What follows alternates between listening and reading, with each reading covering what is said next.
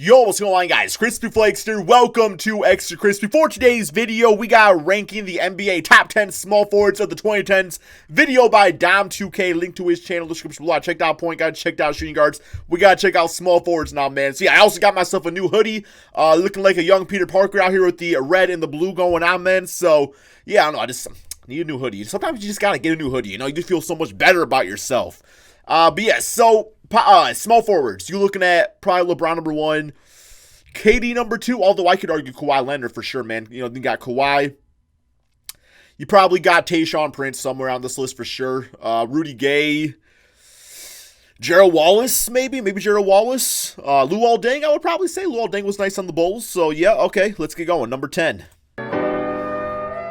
So you assumed there we go. Luol Deng would not appear on this list. No, I thought he would. You assumed he would. Yeah, Either I did. way, he belongs because only casuals think Luol's trash because of the bitch-ass contract got the Lakers. But no, Luol Deng on the Bulls was a freaking monster. That dude just never stopped playing. He played all damn 48 minutes, bro. The 2010 small forward list is nowhere near as stacked as you'd think. It's way more top heavy, but out here in the back, there's some guys that just kind of default here. So if Luol's 10, then Tayshaun should be like 7. The bulk of his best days were in the mid to late 2000s, despite his only 2 All-Star teams coming at the start of this decade. So with the All-Star teams, the decent scoring average, and the all-defensive second team in 2012, he pretty much beats out any other small forward you would have thought about having at the 10th spot. That being said, this will be as high as he goes. I'm curious to who the middle guys are going to be, though, for sure. When he was still just 29 years old. Paul George, right? Paul George shooting guard or small forward? This year, small I thought forward, he was right? like 40, but he's called it quits after turning just 34 in April. I guess that's an appropriate age for a role player, but still. Damn, he's only 34? He's kind of been just collecting a check since he turned 30 is surprising, and definitely only good enough for 10 here.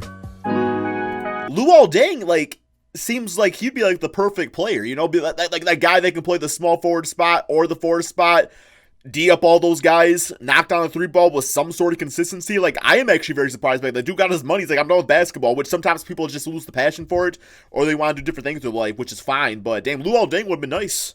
I'd take him in Detroit right now.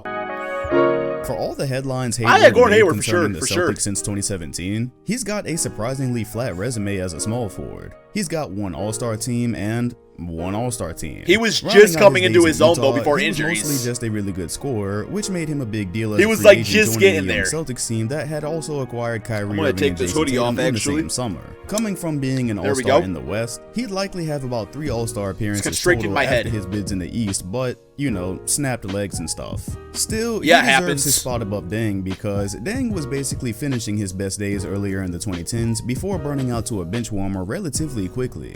Meanwhile, Hayward was just starting out his career, and naturally he was getting better. How old is he? On top of that, he's back to about being 7-8 years now, right? Celtics, and is not years old, looking but a lot more confident than he was last year. So it looks like he's probably going to finish this decade on a high note. In any case, like I said, the requirements for the back portion of this list are pretty low. He missed an entire season, then rehabbed on the court for another, but he's still 9th. So there you go. Okay, number 8, Danny Granger. Khris Middleton has basically just been coming along since the middle of the 2010s, and naturally because he was only around 23 years old. See, that's Middleton. I guess you want to put him as small forward because he's been mostly a small forward, I would say. Because there was that while there where they were like running Giannis at small forward and then Khris Middleton at shooting guard. But like since they started playing their best basketball, it's been Middleton at the 3 and then Giannis at the 4. Okay, fair enough. He's been a consistent scorer and shooter ever since, while just recently becoming an all-star and co-star to Giannis on the Bucks. And that's literally where this description stops. It's basically like splitting hairs between he and Hayward, and he's the perfect 2 option for Giannis. On top of being a good scorer before he really reached star status. And this season, it looks like he and Hayward may be competing on somewhat of a level playing field. It would be no surprise to see both of them become all-stars. But yeah, you could literally almost interchange this 8th and 9th spot. It really does not matter, to be honest. Let's go ahead and get to the interesting stuff. All right, number 7. Corey Maggette. Iggy, Hayward probably nice, better players nice and bigger names throughout this decade, considering that Iggy went to Golden State's bench in 2015, cutting his scoring averages to single digits the rest of the way. That's what made him great, though. However, you have to take a look at what's really happened here. Iggy started the 2010s on Philly, where he was Iggy's ultimate sacrifice of stats and just being that awesome 6-man for the Golden State Warriors, I think is just what makes him so great.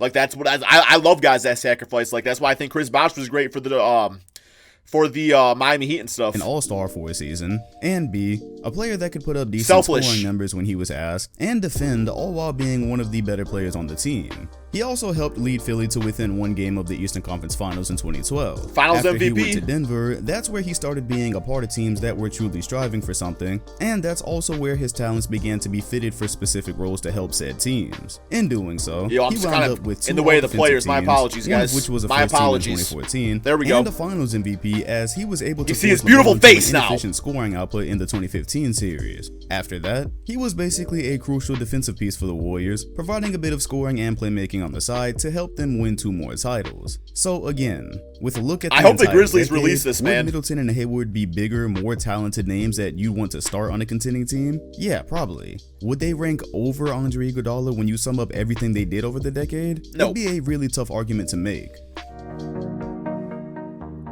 Number 6.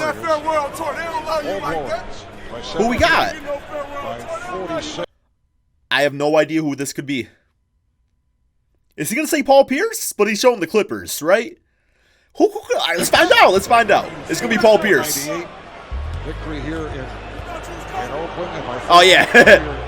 It's really it is Paul Pierce, okay. To get into a barking match with Draymond Green when one of his main attributes was being loud and talking trash. I saw the clips. It's also a shame he felt the need to start a debate centered around his ranking. I'll take Tayshaun over old ass Paul Pierce though. Tour that he never got himself. It's all good though. I'm not roasting a fellow. I said old ass Paul Pierce. I think the 6th spot in the 2010s is appropriate for him. He came into them finishing off his best days that began in the early 2000s, and he was still a top small forward at the time. Yeah, he was kind of lost in the 2010s, and still going toe-to-toe with LeBron James in their matchups. But after he was traded to Brooklyn, it was downhill from there, except for one very brief and bright moment in Washington that helped remind us why we called him the truth. His 9-game winner. It probably would have been best for him to end it right there, but then he decided to chase another ring with Doc Rivers in LA, which resulted in him riding the bench and driving his averages down. So in summary, he had the talent and all-star appearances to rank above everyone on the list. I used to love those matchups though. Nowhere near enough to touch. Used to love those matchups. Strap in because now the requirements are legit. Paul George. Yes. Carmelo, then Paul George. Was once really good at basketball. Do not let Twitter lie to you. As a matter of fact, starting the 2010s, he was one of the hottest commodities. If you try to say Melo was a good basketball player, all these freaking like Timothys on Twitter these days are gonna call you like a boomer. They're gonna be like, okay, boomer, which is just the worst thing ever, by the way, man. And if you say you don't like being called a boomer, or you don't like that saying, people call you a boomer for it. It's the absolute worst. It's the worst thing ever. Into that contending round. Well, yeah, finishing off I guess boomers will know. Melo was a beast. New York, where so was Dwight. A little better, then really bad. And Tayshaun. He was able to rack up 8 All-Star appearances throughout the decade. He's not even going to be on this list. 3 more All-NBA teams. A damn shame. And a scoring title in 2013 where he ranked 3rd in MVP voting and probably had the best year of his career. That was also surprisingly the only scoring title he'd ever won. He had to beat out Kevin Durant for those honors, just to give you an idea for those that for some reason think he was just a gimmick. Now, once he chose the money in 2014 and his hometown, I guess, that was effectively the end of his career. He barely played any more meaningful basketball afterwards and had a less than graceful exit from the league after his defense was completely exposed in OKC. But even like choosing the money though, I still think that came down to Melo's biggest issue, which is now his ego. Like back then, he's like, I can get the money, but also I can lead a team. But just in all reality, Melo just was never really meant to like lead a team to a championship, you know? Even with that, he was definitely good enough and did enough to rank over any small forward we've mentioned so far for this decade, and he could have possibly been 4th if the burnout wasn't so epic. Because the burnout was so epic, I believe Paul George was able to pass him up on this list for the decade. Curious if he's going to give it to Durant or Kawhi. All of which he undoubtedly deserved, and he raked in 10 all-league teams, 4 of which were defensive. The most impressive part about that is that he was able to make an all-NBA and all-defensive team directly after he returned for a y'all remember Playoff P? He's been a great scorer, led the only they called me Playoff P to LeBron James after the Celtics left, and then he put together an swept MVP campaign man. Last season that was derailed due to injury. He's one of those stars that everybody should be thankful for because we take for granted how easily he could have been just another what if. So yeah, being a superstar on both sides of the ball through injury and still raking up the accolades definitely places him ahead of Melo and rightfully in the 4th spot. The only reason he's not higher at this point is the lack of an MVP or a title, and you almost had MVP last year. One or both to crack the top 3 here. This is where it gets legendary. Kawhi Leonard is third. I know some of you are disappointed. Oh, yeah, I'm disappointed. Sort of edgy. And I'm disappointed because you're matching him up to Kevin Durant essentially. We all know LeBron's gonna be number one. So you are like to me, Kawhi's legacy and his rings mean more than Kevin Durant's. Like, they both have 2 rings. Kawhi's got 2 Finals MVPs. He did it in a way that did not involve being surrounded with superstars. He won one with the Spurs. Like if Durant did his thing with OKC and was getting Finals MVP and stuff, I don't know. I guess there's an argument either way, but I think Kevin Durant is just the more fun name to say at number 2. But I think when you really think about it, Kawhi's number 2.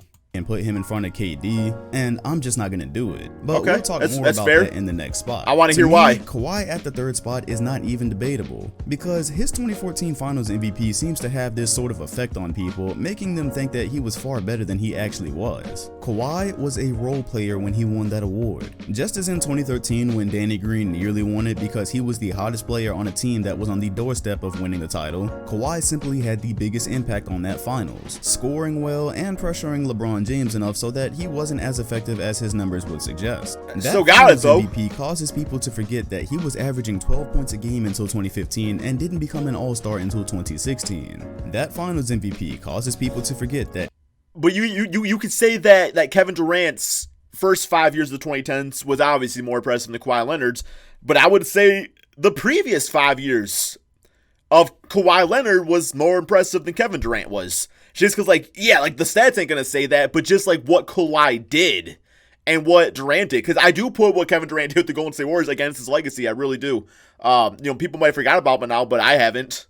He wasn't even the Kawhi we know of right now until around 2017. He's literally been on this nice and steady trend to becoming the player that he is today. He was not this incredible superstar throughout the entire decade. He improved to what he is. Kawhi Leonard was not a better player than Carmelo Anthony until around 2015.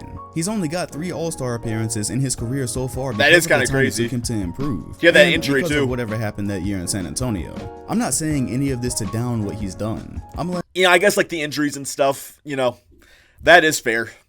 I would say we're just going on individual player and who they are and how long they've done for. Then okay, I could definitely get on board with Kevin Durant being number 2 over Kawhi Leonard. Laying it all out there for the people that are either trying to rewrite history or move him up too high too fast. He's more than deserving of a top 3 spot here. 2 Finals MVPs, 2 titles, 2 Defensive Player of the Years, and 9 All-League teams, with 2 of those being All-NBA first teams and 5 defensive teams. His playoff run last year, after just 1 season with the Raptors, is amongst one of the greatest and most that impressed me as hell of all time. That impressed me as hell. I just like to remind everybody that A, he's only 28, and B, he's improved to where he is now, and still has room for plenty of more accomplishments. But we're not going to pretend that 2019 Kawhi was the one that just played this entire decade. And regardless of how you feel about Kevin Durant, there is almost no argument whatsoever without bias that he is not second here. Okay. KD started the decade as the league's best scorer and grew that list to 4 scoring titles. He's got an All-Star appearance literally every season of this decade. He's likely been a top 5 player since around 2012 and maybe even before that. He's been All-NBA first team 6 times and second team for the rest. He has an MVP. I don't know. I guess I'm just putting too much stake in the legacy of it. I guess I don't know. I am not denying Kevin Durant's a bad basketball player or doesn't deserve top 2 or 3 because I know what he does out there. I've seen what he's done out there. I've watched him his entire career. Maybe I am being biased towards that, but I just think anything you do is part of who you are. So I don't even know if bias is the right word, because that was Durant's choices and decisions he made. Never ranked lower than top 5 in MVP voting while in OKC in a healthy season, during the 2010s of course, and has never not ranked in MVP voting. I'm curious your guys' thoughts on all this. Only falling down the list because he joined Golden State. He then went on to win 2 titles and 2 Finals MVPs there, and that's precisely where the shit starts. Look, next to nobody respects those titles with the Warriors. Okay? Right. So if Durant did not have those 2 titles, I guess that's the best way to put it. If Durant did not have those 2 titles, would he be over Kawhi? You guys let me know that in the comment section below. Would he be over Kawhi if he did not have those 2 titles? Because let's be honest, if he would have stayed with OKC or did whatever, nobody would have really said he was going to win a title. That's my big thing. Would he have those 2 titles with, if you would have stayed with OKC, and then what if you've been above Kawhi? I guess that's my biggest argument. But, hey, it's all hypothetical because he does have 2 titles, but is it because he was just with Steph Curry and Klay Thompson? Okay, we get that, but they still count. He was the force that put them over the top from being just a historic team to probably the most talented and greatest team of all time. But even without those titles, the argument that Kawhi was legitimately better than KD had no real merit behind it until around 2017. And that's my point when I'm comparing these two. Not that Kawhi has never been enough, but it's that he bloomed during this decade while KD came in. Yeah, it's how much weight you're putting into like awards and stuff and personal stats. To be the best player in the league throughout the entire decade and having all the accolades to go with it, you can't in good faith place a 3-time All-Star above him. Now, who's gonna rank higher by the time it's all said and done? Hell, Kawhi really might, especially with his titles being more respected and the fact that he's in a better position to end up with more. But who ranks higher in this single decade? It's Kevin Durant. Yeah, I guess without hypotheticals, and that's my issue, so. It's the what ifs, the what ifs. Love him or hate him. I don't even feel the need to actually list anything here because it's just not a discussion. His resume Bro, I feel like I'm watching a Phantoms movie or a Phantoms video. The player of all time or not. So it just seems super inconsequential to even have to justify why he's the best. This song he always uses. Fam, he's the best player of this decade. Let's just go ahead and ruin that list too. Yeah, if anyone wants to say LeBron's not #1, you're just a stupid casual fan. Like you don't know anything about basketball and you're just a hater. You're really one of those things right there. Like if you don't think LeBron James is #1, not only just like really of this decade, well, yeah, championships, MVPs, 3-1 comeback, 17 seasons still dominating. The decade before, you could have an argument. I have on LeBron over the last 4 years. The arguments are all there. If you have any objections, you can take them up with me on Twitch. I'll likely be streaming tomorrow. Okay. So we got the plug. One. Okay, he's got Twitch, guys. Go subscribe to his Twitch channel, or I guess follow whatever it would be these days. But no, man, that is the end of the video. He's got LeBron at #1, and as I do too. No really big time arguments of this list. Just like I said, I'm not saying Durant does not deserve #2. Maybe I came off that way in this video. If I did, I do apologize. My thing is just, I don't know. I don't know what my thing is. It just feels dirty, and I think the reason it feels dirty is because Durant's rings feel dirty, and that's why I'm just like, well, come on now. But I get it. I definitely do get it, man. From a basketball standpoint, Durant's one of the best of all time. So was Kawhi Leonard, especially when it's all said and done. But no, very good video. Link to Dom's channel description below. Thank you all so much for watching. Peace out, my friends.